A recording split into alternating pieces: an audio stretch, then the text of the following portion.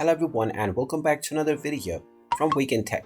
In this video, I'm going to show you how to remove or delete a payment method from your Lyft app. So let's get started right away. First of all, open up the Lyft application on your device, and if you haven't logged into your account already, go ahead and use your phone number and your verification code to log in.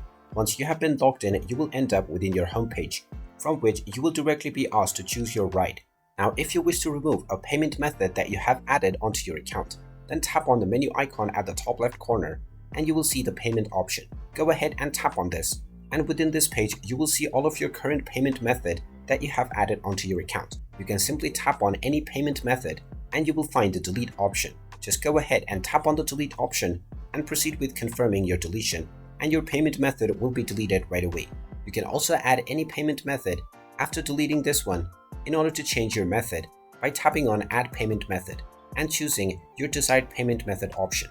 And there you have it. That is how easy it is to delete your payment method on the Lyft app. If you find this video helpful, make sure you hit that like button and subscribe to our channel if you haven't done so already.